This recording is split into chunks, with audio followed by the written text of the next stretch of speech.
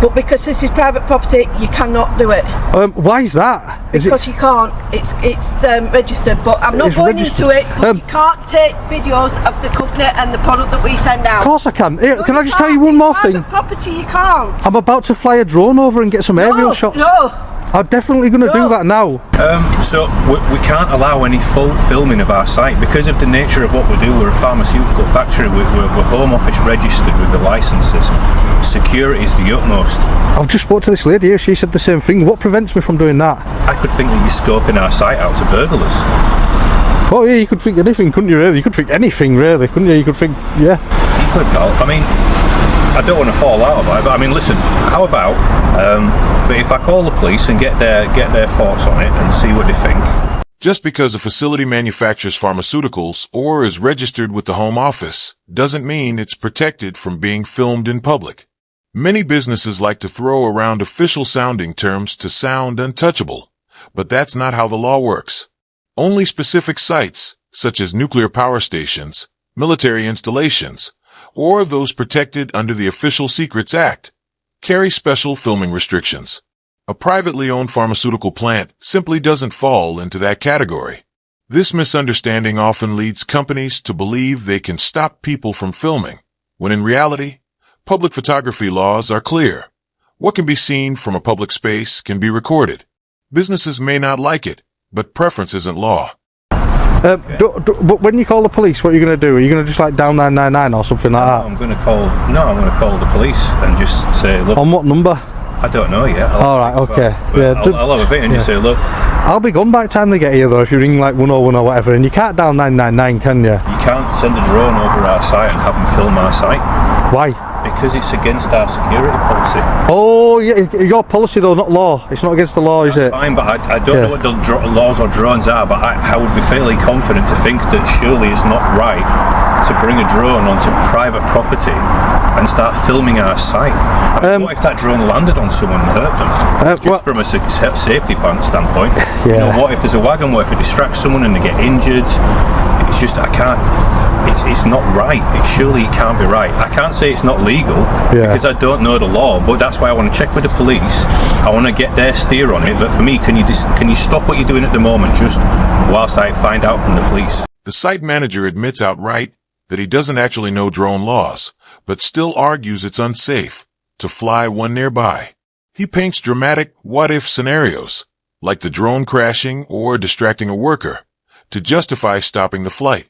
But speculation doesn't equal legality. The Civil Aviation Authority already regulates drone operations, and pilots must follow safety protocols to minimize risk. If every potential what-if was enough to ground a drone, no one would ever be able to fly. The truth is, until a law or restriction applies specifically to that airspace, there's no valid reason to interfere. Drone safety is the pilot's job, not a company's excuse. We can't have people filming our site because it's going to jeopardise our security. Somebody could look at that footage and scope out our entire site and look at how the best way to burglars is. Could they not do that with Google Maps? No. Why? Because you're going to a much further detail. Yes, they could, but you're on about flying a drone in and going to full detail of our site. Oh, I didn't say full detail. It's just a drone show. I'll be quite high up. I'm not going to be looking for. I won't be looking for your windows or anything like that. I'll probably be about 40 meters or more up in there. UK drone laws are already detailed and fair, setting clear boundaries for safety and privacy. Lightweight drones under 250 grams, like the one used by the Auditor, can legally operate closer to people and structures, as long as the pilot flies responsibly and below the 120-meter altitude limit. They're within the law. In this case, the drone was flying at only 40 meters, far below that threshold. Yet despite everything being legal, the police soon arrive, and their attitude quickly shifts from professional to confrontational. Instead of enforcing law, they appear to be defending feelings, and that's where things start to go wrong. I'm here, I'm just flying my drone, I'm just doing a bit of filming out in public, and that's it really, that's all you need to know. Well, do you mind giving us your details? My details? Yes, your details. I'd rather not. Well, that's not the answer to the question that I asked though, is it? Would you mind, as in, are you going to, or are you going to refuse? It depends what section of the law you're using when you request those. I'm not using any section of the law, Yeah, I'd rather not then, you know, that's... Why, do you think that you're guilty of committing a criminal offence? Because if you do, then I've got the power to demand that you give me your name. Do I think I'm... No, it's the other way around. Skirting around legislation, yeah. Then why wouldn't you give your name? If there's no legal reason to ask for someone's name, then doing so is intimidation, not policing. Officers can only request identification under specific conditions, like when there's suspicion of a crime or a penalty notice involved. When an officer admits there's no legal authority behind a request, the interaction turns from lawful to coercive. What makes it worse is the officer's tone, firm, dismissive, and controlling from the start. It's clear he isn't trying to understand the situation. He's trying to assert dominance. This kind of approach isn't law enforcement. It's ego enforcement, and it instantly erodes public trust. I'm just out here doing illegal activity. Doing illegal activity? No, doing illegal activity. I'm just out here doing illegal activity, and that's it. I'm not breaking any laws and stuff, so I don't need to give you my details, so I'm not going to give you my details unless you use a section of the law that requires me to provide those details. The way that I do my job is that I am well aware of my duty to the public. You're I not. To speak to people in a conversational manner that will hopefully get a situation. You're contradicting yourself though now. How am I contradicting myself? You said you're aware of all this kind of stuff. You're not. You walked up to me without even identifying. You're supposed to identify as soon as you go to practice. I'm supposed to identify myself when I drive past you in my vehicle? Yeah. You're supposed to walk up to me and say, "Hello, sir. My name is PC." No, I don't have to call you sir. The auditor rightly challenges the officer for not identifying himself, something required under police conduct rules. Officers must provide identification when initiating contact, especially during enforcement actions. Instead of correcting himself, the officer doubles down, replying rudely that he doesn't have to use respectful terms like sir. While technically true, it misses the bigger point, professionalism. It's not about titles or formality. It's about treating people with basic respect. When an officer speaks like that, it sends a message that courtesy and accountability are optional. In policing, that attitude isn't just unprofessional. It's damaging to public confidence. You don't have to be polite, wouldn't it? So we're giving you details to us. I don't understand what your issue is. I'm confused. You carry on with what you were going to say anyway. Yeah, what we were saying is that we've come here because someone's called us. Okay. You are seemingly doing this because you've got a lot of free time, and they are at work, worried that what you are recording won't necessarily be for a means that they are happy with. So your footage, if it's basically published on the internet or something similar, could get into the hands of anybody that was wanting to use that footage for good or bad purposes. They manufacture pharmaceuticals at this site. Okay, so it's quite a sensitive business. The officer then shifts tactics, claiming the site is sensitive because it produces pharmaceuticals, as if that alone justifies limiting filming. But being a sensitive site doesn't grant any special powers over public airspace or footage. It's not a classified military base. It's a business. What the officer is doing isn't enforcing the law. He's protecting corporate discomfort. This blurred line between policing and PR is exactly why these situations escalate. The law doesn't change because a company doesn't want to be filmed, and pretending otherwise only exposes how weak the officer's argument really is. You're not flying it over the plum centre, are you? You're not flying it over there. You're flying it over what is in this vicinity the most sensitive building that you could have chosen. So, don't get too goes close. back to my question. Yeah, go on. Why have you done that? No. Oh, well, I'm just doing the drone show. Yeah, I'm doing a drone show. I chose a building today. Why would I do a drone show over a plumbing business that's like this? That's tiny. It'd take me 4 seconds. Well, it'd take me 2 seconds to fly over that plumbing place, and it wouldn't produce such a good drone show, would it? That's your answer to that, isn't it? I don't know who's plugging into your drone. Yeah. I just think. If you wanted to go on Google Maps, you can see what's on that. The interaction takes another turn when the officer mocks the auditor's explanation about filming for a drone show. Instead of staying professional, he throws out a sarcastic comment. I don't know who's plugging into your drone show. It's a clear attempt to provoke, but the officer undermines his own point moments later by admitting anyone can see the entire site on Google Maps. That single statement destroys the idea that the location is too sensitive to be filmed. If high-resolution satellite images are available online to anyone, then why target someone flying a small legal drone? The inconsistency is glaring. I know, yeah, that's the whole point of it, isn't it? You can see it on Google Maps, so why are they bothered about somebody flying a drone over? Well, whether or not they're bothered or not, you don't have to be here, do you? You've chosen to be. They come to work because they're employed here. So you've taken time out of your schedule to come here to seemingly antagonise people. No, not seemingly antagonise people. You're Mr. Obvious, you're just quoting obvious things. Yeah. I'm just asking you for your name. It's a very simple question. I can't demand your name. Yeah, exactly. What I'm saying to you is, if you know the answer to questions, don't ask them. And if you know why you don't have to give you your name, just decline. But don't get caught up in this, well, do you think I've committed a crime? I'm asking you if you can give me your name. That's all I'm asking you to do. But you're saying obvious things that mean nothing.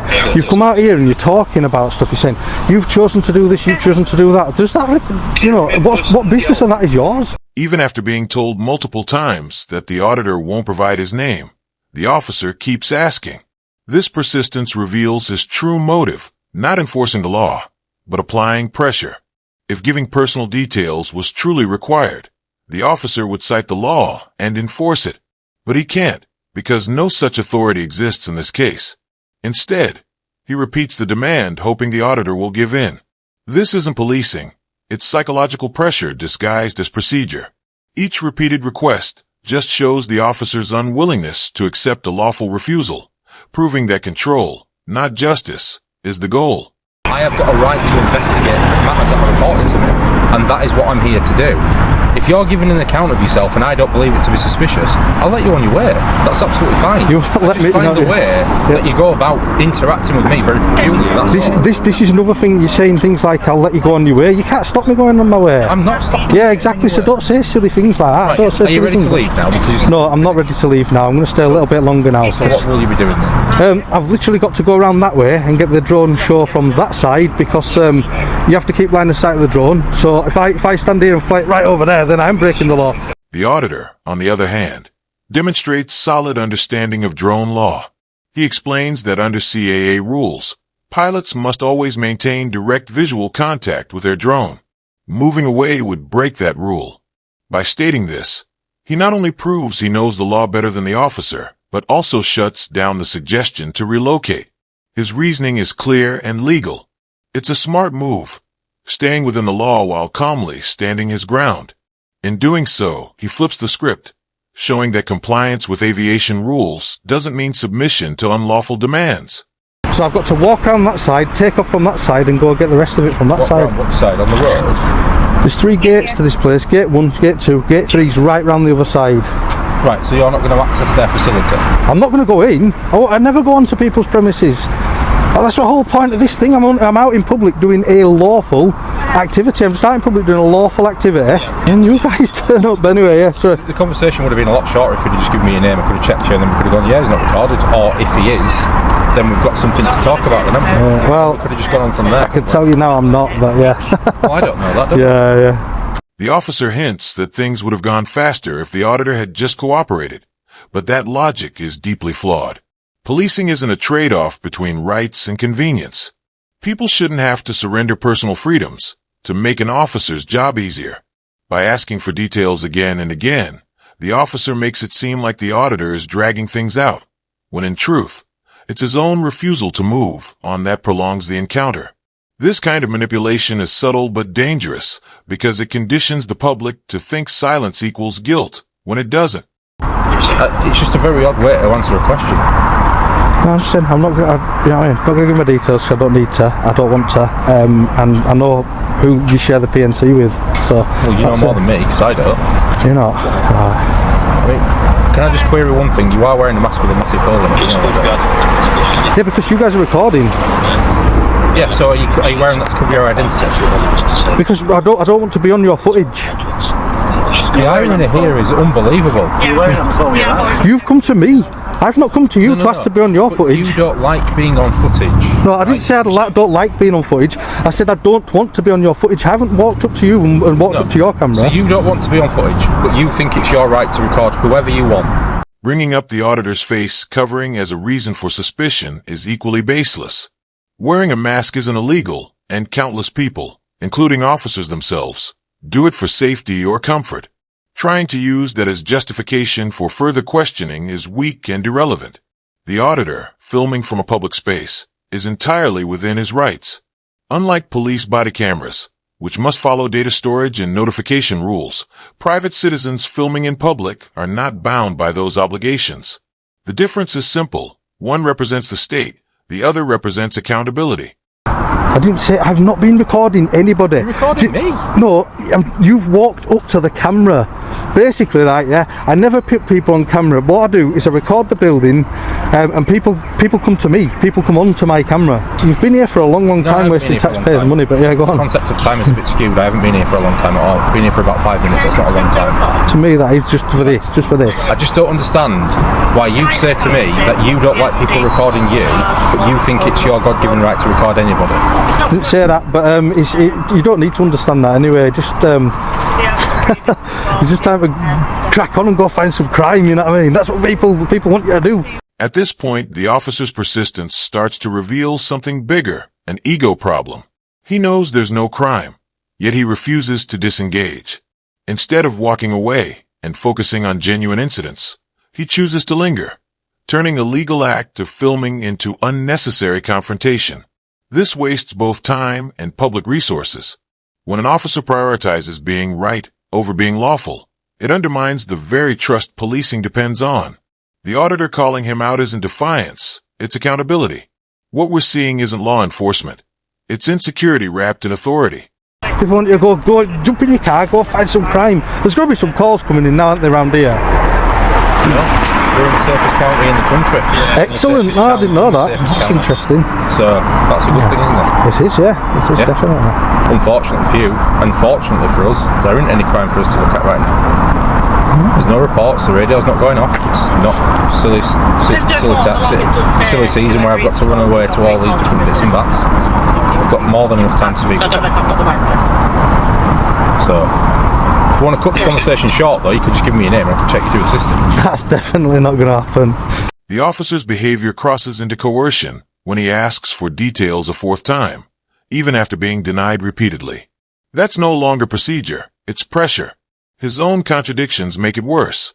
He claims the area is safe and crime-free, yet he spends all his time pestering someone doing nothing wrong. This shows exactly why public filming and auditing matter. Without a camera, this type of overreach would go unseen and unchallenged. The auditor's refusal is lawful, firm, and fully justified. The officer's insistence, on the other hand, exposes poor training and inflated ego.